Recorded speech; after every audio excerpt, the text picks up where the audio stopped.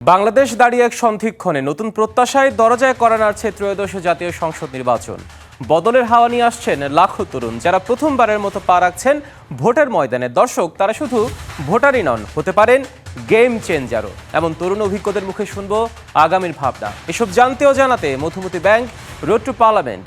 R Road to Parliament আপনাদের সাথে আছে আমি হিমাদ্রি রাহা। দর্শক, Madhumati Bank, Road to Parliament আজকে আমরা আলোচনা করব বরিশাল জেলার যে সংসদীয় আসনগুলো আছে, অর্থাৎ 1, 2, 3, 4, 5 ও 6 সংসদীয় আসন নিয়ে জানবো এসব সংসদীয় আসনের তরুণ ও সাধারণ মানুষের কথা।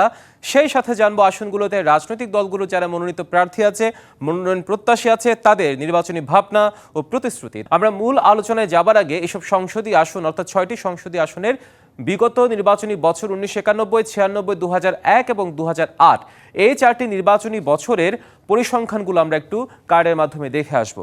দর্শক, নির্বাচনী বছর 1991 আপনারা দেখতে পাচ্ছেন বরিশাল 1 আসনে আবুল হাসনাত আবদুল্লাহ, তিনি আওয়ামী লীগের নৌকা প্রতীক 1991 সালে 55,697 ভোট পেয়ে সেখান থেকে সংসদ সদস্য নির্বাচিত হন।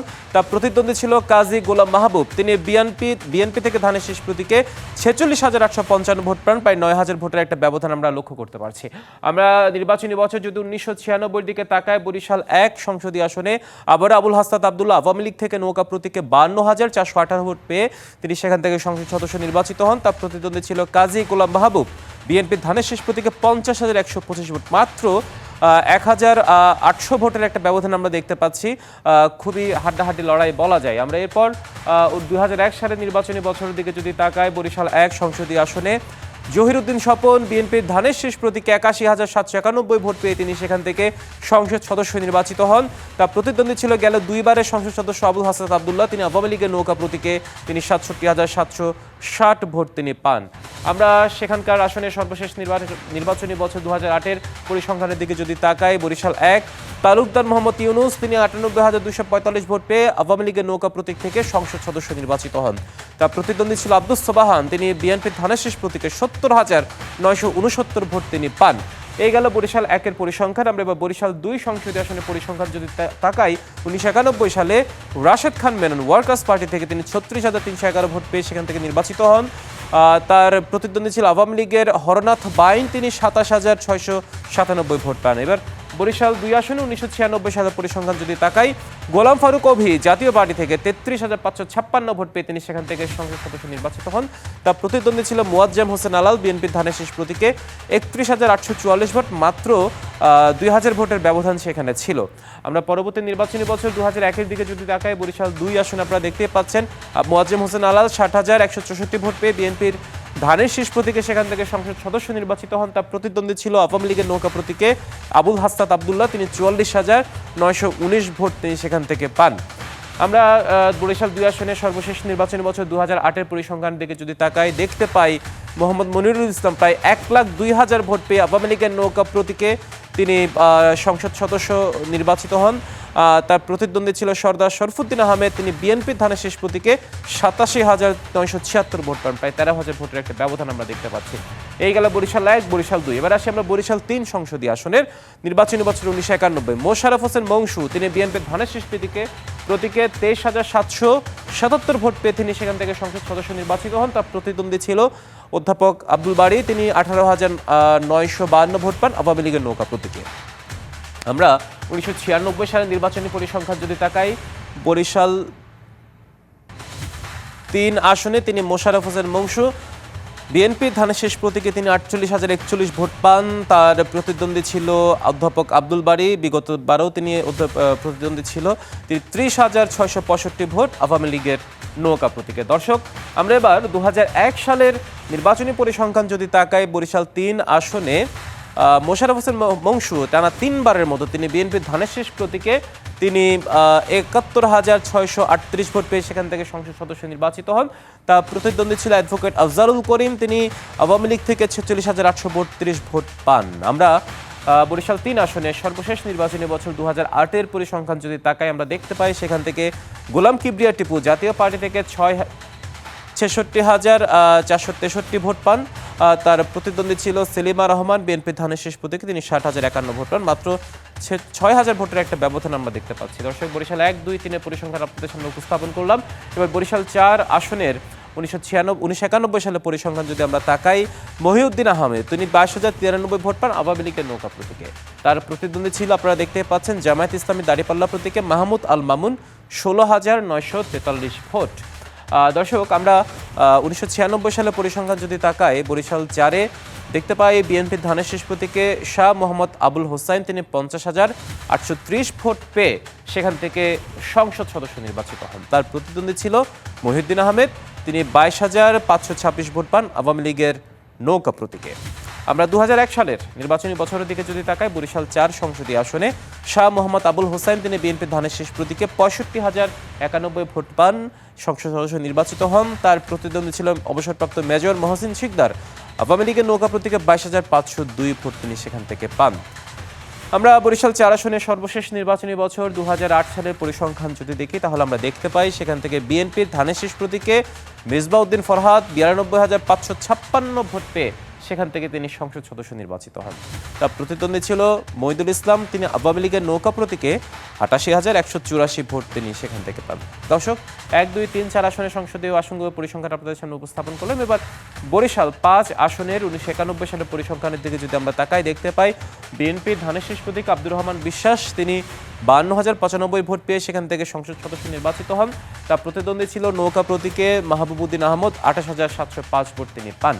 1996 সালে আমরা যদি পরিসংখ্যানটা দেখি, বরিশাল 5 আসনে ডাক্তার এহতেশাম হক নাসিম বিশ্বাস বিএনপির ধানের শীষ প্রতীকে 70,804 ভোট পেয়ে তিনি সেখান থেকে সংসদ সদস্য নির্বাচিত হন। তার প্রতিদ্বন্দ্বী ছিল মাহবুবুদ্দিন আহমদ, আওয়ামী লীগের নৌকা প্রতীকে 42,922 ভোট, প্রায় 30,000 ভোটের একটা 28,000 ভোটের একটা ব্যবধান আমরা সেখানে দেখতে পাচ্ছি।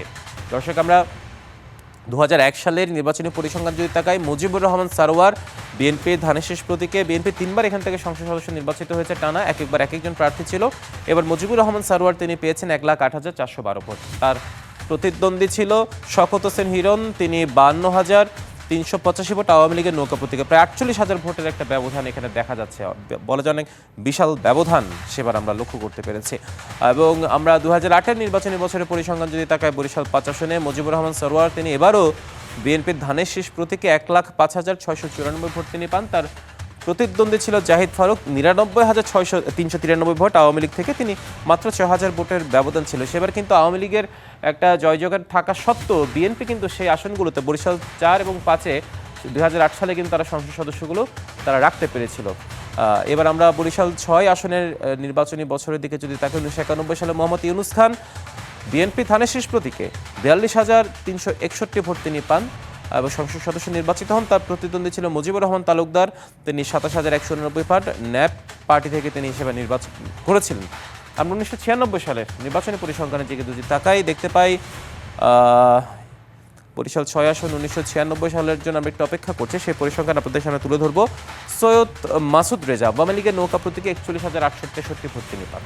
তার প্রতিদ্বন্দ্বী ছিল অধ্যক্ষ আব্দুর রশিদ খান, তিনি বিএনপির ধানের শীষ প্রতীকে 34,038 ভোট পান, অর্থাৎ 7,000 ভোটের একটা ব্যবধান সেখানে ছিল।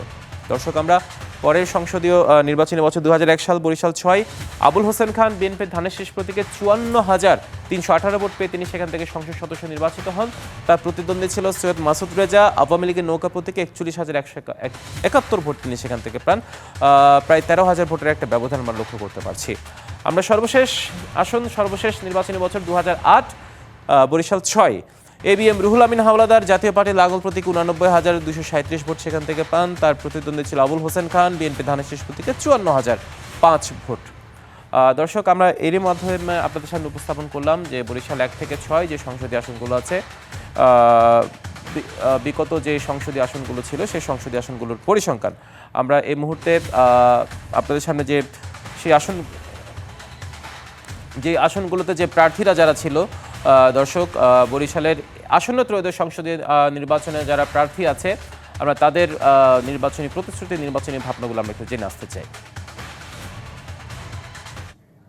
নির্বাচিত হলে পরে আমি আমার এলাকা বরিশাল 1 গৌরনদী এবং আগুলছড়ার প্রধান সমস্যাগুলিকে চিহ্নিত করে সমস্যাগুলিকে সমাধান করার কাজে হাত দেব। আমার প্রথম কাজই হলো সকল ধর্ম, বর্ণ এবং বিশ্বাসী মানুষের মধ্যে একটা আস্থার সম্পর্ক তৈরি তোলা এবং একটি সুস্থ সমাজ গড়ে তোলা হচ্ছে প্রধান কাজ। এরপরে আমাদের তরুণ প্রজন্মকে বিশেষ করে মাদক মুক্ত রাখা এবং ভবিষ্যতের এই তথ্য প্রযুক্তি নির্ভর পৃথিবীতে তাদেরকে কর্ম উপযোগী এবং তাদেরকে তাদের পেশা উপযোগী করে গড়ে তোলার কাজে আমরা হাত দিব। রাজনৈতিক সংস্কৃতির পরিবর্তনের জন্য আমরা অন্যান্য দলের সঙ্গে কথা বলে একটা সুস্থ রাজনৈতিক সংস্কৃতি করার কাজে হাত দিব। বরিশাল 1 আসনকে সম্পূর্ণ চাঁদাবাজ মুক্ত একটি এলাকা করতে চাই। একটি টাকাও যাতে কেউ চাঁদা তুলতে না পারে সে ব্যাপারে সর্বোচ্চ পদক্ষেপ আমি গ্রহণ করবো ইনশাআল্লাহ। আমি বিশ্বাস করি শুধু চাকরির মাধ্যমে বেকারত্ব দূর হবে না, উদ্যোক্তা তৈরি করতে হবে। আমি নিজেও একজন উদ্যোক্তা তৈরির মাধ্যমে হাজারো কর্মসংস্থানের সৃষ্টি হবে, তাহলে আমাদের দেশ থেকে বেকারত্ব দূর হবে ইনশাআল্লাহ। আর ইসলামী আন্দোলনের কোনো নেতাকর্মীর মধ্যে মাদক সেবী নাই, মাদক ব্যবসায়ী নাই। সুতরাং আমরা যদি ক্ষমতায় আসতে পারি তাহলে মাদক মুক্ত একটা দেশ আমরা উপহার দেবো ইনশাআল্লাহ।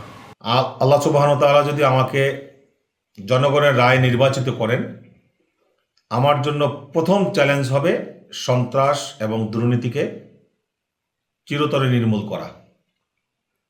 আমরা দেখেছি দুর্নীতির কারণে, সন্ত্রাসের কারণে, চাঁদাবাজির কারণে মানুষ মুখ খুলতে ভয় পায়। জনগণের জন্য উপযোগী এবং নিরাপদ জনপদ হিসেবে একটা অবস্থান তৈরি করতে পারবে ইনশাআল্লাহ। নদী দ্বারা বেষ্টিত চর অঞ্চলের লোকজন এখানে আছেন, যেখানে যাতায়াত ব্যবস্থার খুব সমস্যা, স্বাস্থ্য ব্যবস্থার খুব তেমন একটা উন্নতি তেমন কিছু নেই, সেদিক থেকে পিছনে। তো এই সব মিলিয়ে এটা পশ্চাৎপদ এরিয়া। তো আমার যেটা চিন্তা, আমার প্রতিশ্রুতি, সেটা হলো এই এলাকাকে একটা উন্নত এলাকায় পরিণত করা। এই এলাকার দীর্ঘদিনে বাবুগঞ্জ মূলাদি, এর মাঝখানে এই নির্বাচনী এলাকার মাঝখানে আরিয়েল খাঁ নদী। তো এই নদীতে এখানে মানুষ ট্রলারে চলাচল করে, মানুষের দীর্ঘদিনের প্রত্যাশা হইল এখানে ব্রিজ। আমি যদি নির্বাচিত হতে পারি তাহলে বাবুগঞ্জ মুলাদির যে সমস্ত সমস্যাগুলো রয়েছে, নানাবিধ সমস্যা রয়েছে, বাবুগঞ্জ মুলাদিতে নদী ভাঙন সমস্যা, রাস্তাঘাট, যাতায়াত যোগাযোগের সমস্যা, দুর্নীতির সমস্যা তো জাতীয়ভাবেই আছে। আমরা নির্বাচিত হতে পারলে এই অগ্রাধিকার ভিত্তিতে যে সমস্ত প্রকল্পগুলো নেওয়া দরকার, বিশেষ করে যাতায়াত যোগাযোগ, নদী ভাঙন, এরপরে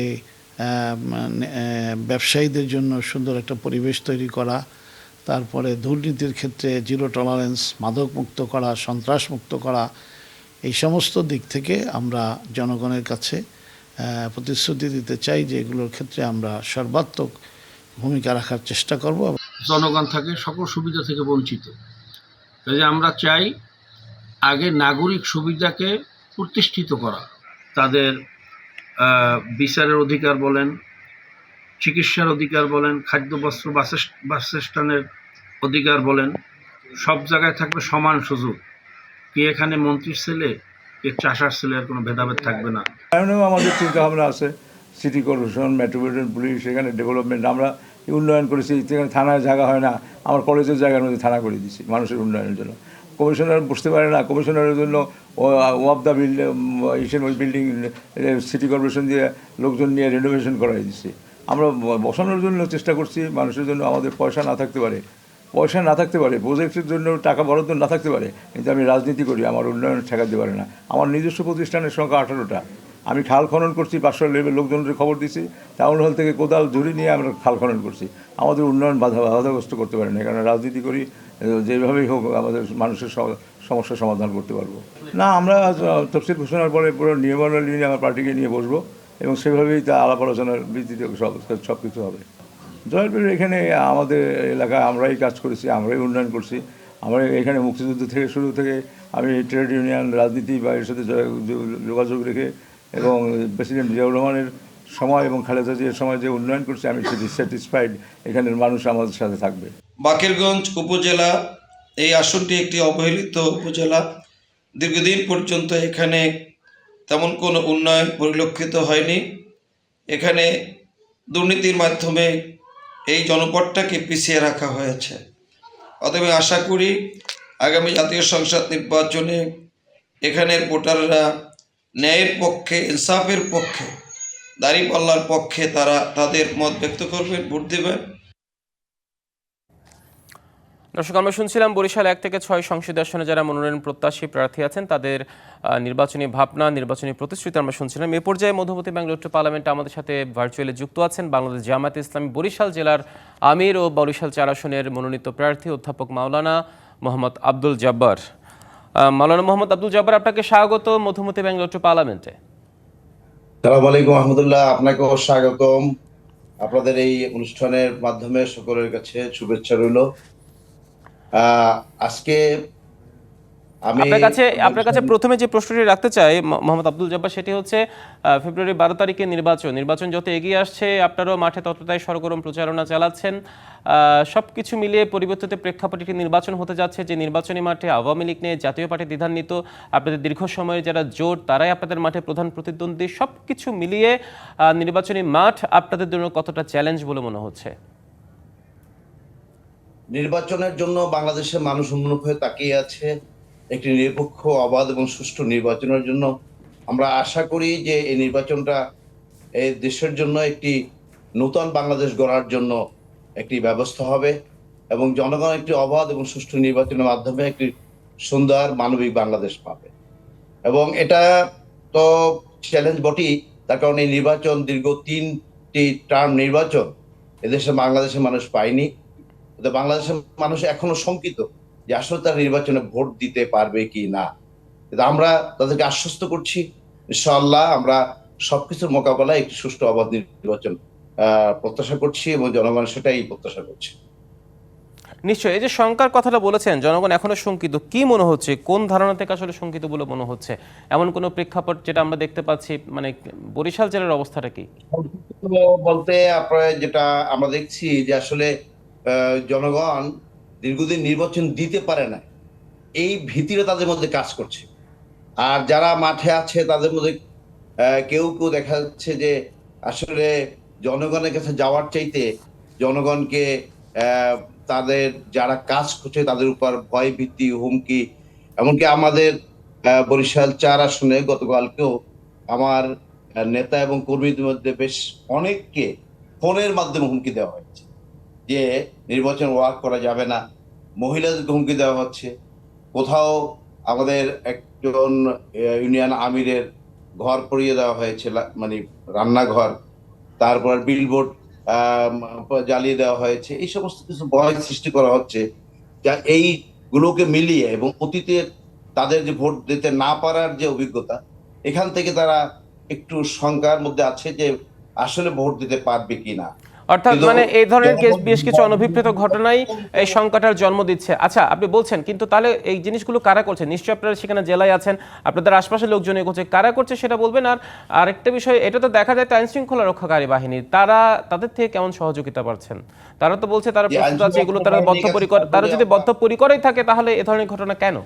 কি মনে হচ্ছে আপনার?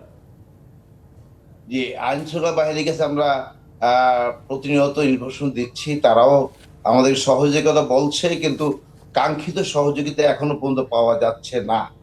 এই জন্য আমরা এখনো আশাবাদী যে ইনশাল্লাহ আমরা সহযোগিতা পাবো। আইন শৃঙ্খলা সহযোগিতা, জনগণের প্রত্যাশা এবং জনগণ নিজেরাও বলছে যে আমরা এবার ভোট দেব, তারাই এটাকে মোকাবেলা করার জন্য দৃঢ় প্রত্যয় নিয়ে বসে আছে।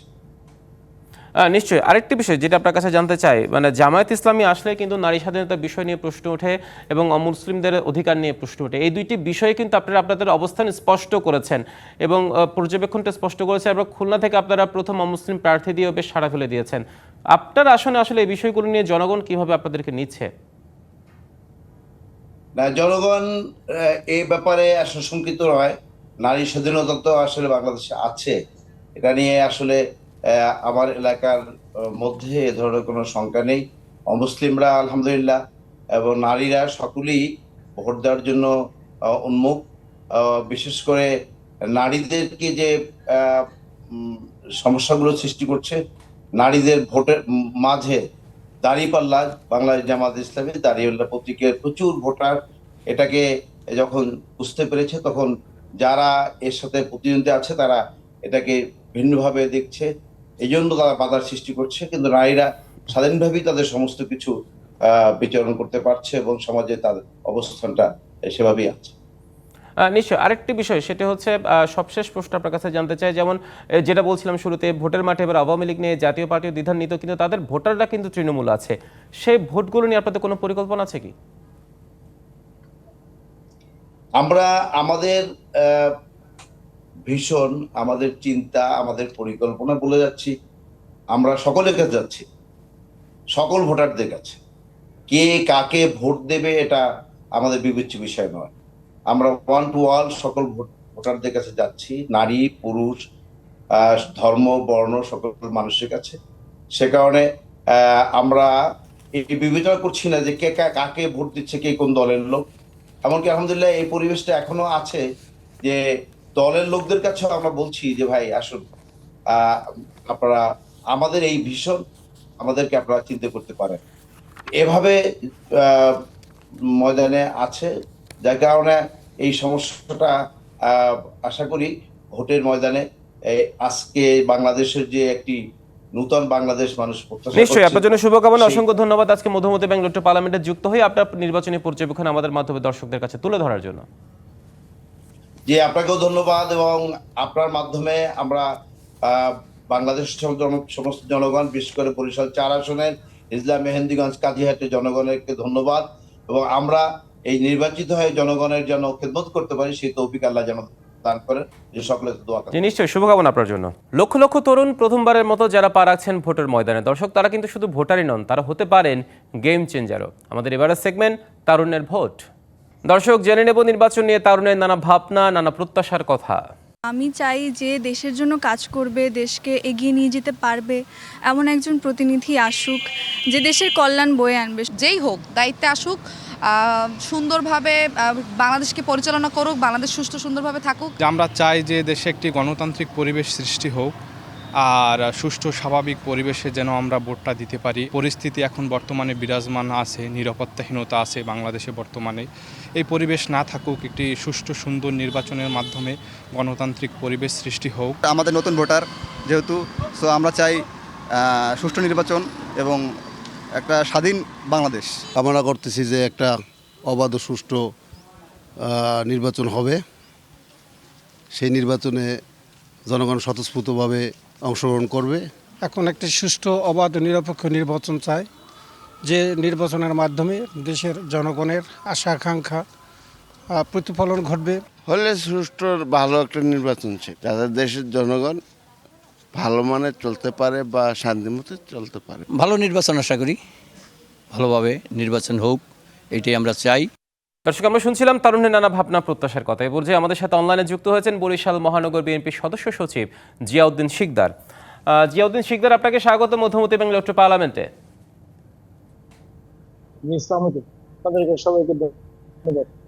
জিয়াউদ্দিন শিকদার, আপনার কাছে প্রথমে যে প্রশ্নটি রাখতে চাই, ফেব্রুয়ারি 12 তারিখ ত্রয়োদশ সংসদ নির্বাচন, সবকিছু মিলিয়ে ভোটের মাঠে আপনাদের প্রস্তুতি কেমন এখন?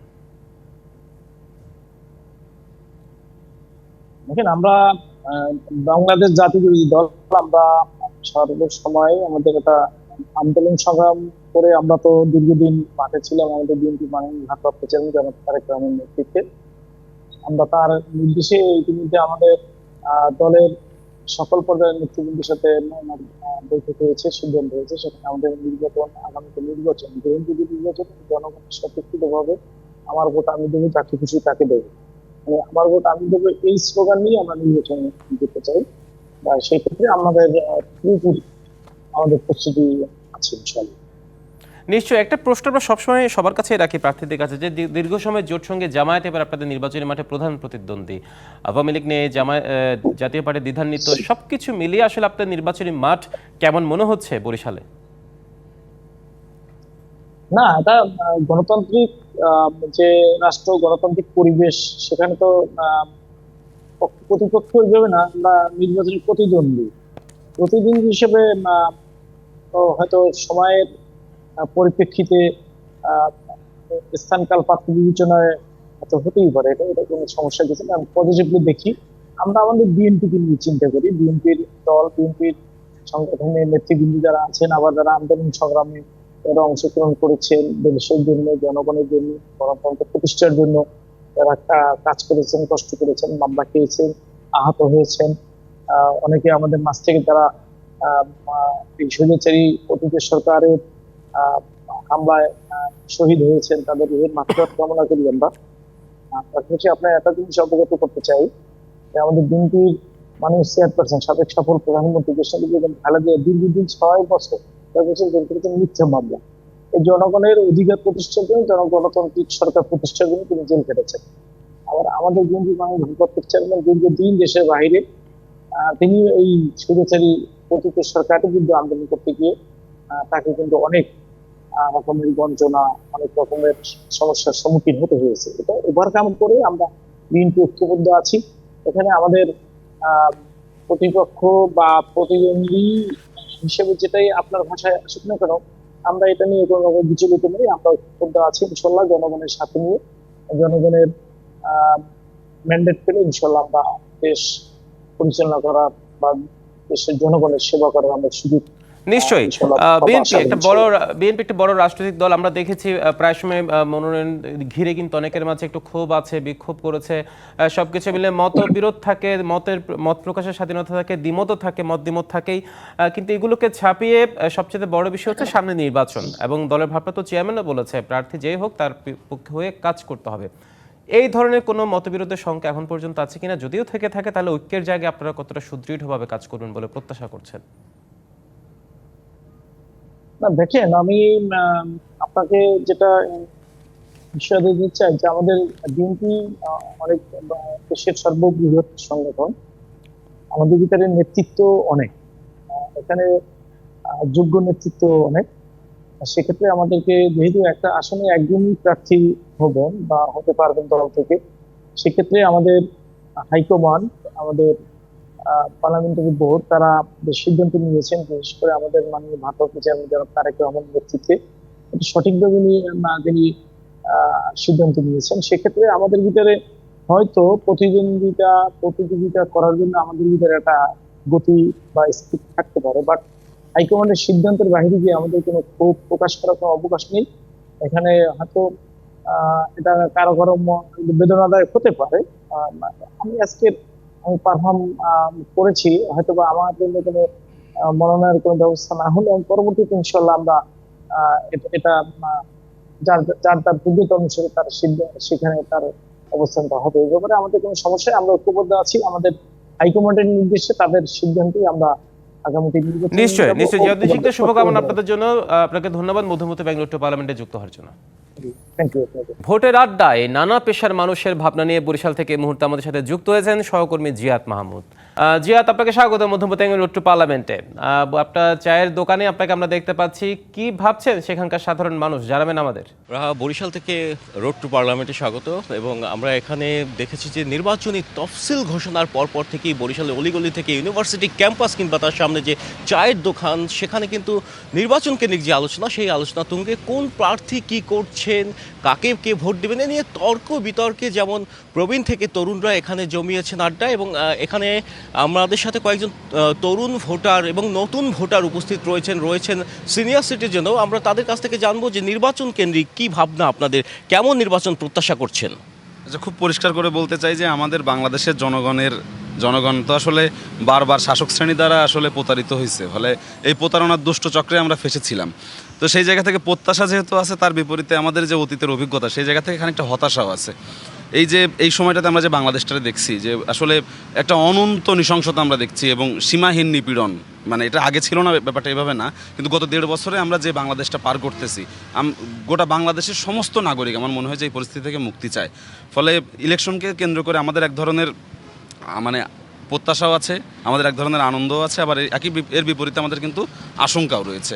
আমরা খুব স্পেসিফিকভাবে বলতে চাই, আমাদের যে পরবর্তীতে ইলেকশনের পরে নির্বাচিত জনপ্রতিনিধিরা আসবেন, তারা যেন অন্তত বাংলাদেশের জননিরাপত্তার জায়গাটা, মানুষের এই যে আমরা মব থেকে শুরু করে নাগরিকের জীবন জানমালের ন্যূনতম নিরাপত্তা আজকের বাংলাদেশে নাই, এটা নিরাপত্তা নিশ্চিতে সর্বোচ্চ ভূমিকাটা আমাদের নির্বাচিত প্রতিনিধিরা রাখবেন। এই প্রত্যাশাটুকু আমরা করতে চাই এবং আমরা বলতে চাই এইবার অন্তত একটাবার আমাদের প্রত্যাশা আপনারা পূরণ করবেন। যে প্রতারণার দুষ্ট চক্রে আমাদের ফেলে রেখেছেন, এইবার অন্তত সেই একই কাজটার পুনরাবৃত্তি আপনারা ঘটাবেন না, অন্তত আমাদের এই জায়গাটা আপনারা পূরণ করবেন। এবং দেশের যে অবস্থা, ধরেন এই যে নৃশংসতা এবং নিপীড়ন আমরা সারা বাংলাদেশে চলছে এবং আইন শৃঙ্খলা পরিস্থিতির যে কন্ডিশন, সেইখানে দাঁড়িয়ে ভোটারদেরকে ভোট কেন্দ্রে নিয়ে যাওয়ার জন্য জন্য আলাদা কোনো উদ্যোগ কিন্তু এখনো পর্যন্ত সরকারের পক্ষ থেকে আমরা দেখি নাই।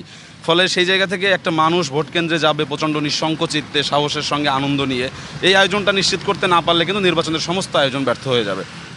ফলে আমাদের প্রেস সচিব সকাল বিকাল তার যে বক্তব্যে সমস্ত জিনিসকে, সমস্ত অপরাধ, অন্যায়, অপকর্মকে অস্বীকার করে এক ধরনের শান্তিপূর্ণ বাংলাদেশকে রিপ্রেজেন্ট করছেন, এই মিথ্যাচারের মধ্য দিয়ে কিন্তু আসলে দিন শেষে ভোটারদেরকে ভোট কেন্দ্র পর্যন্ত নিয়ে যাওয়া যাবে না।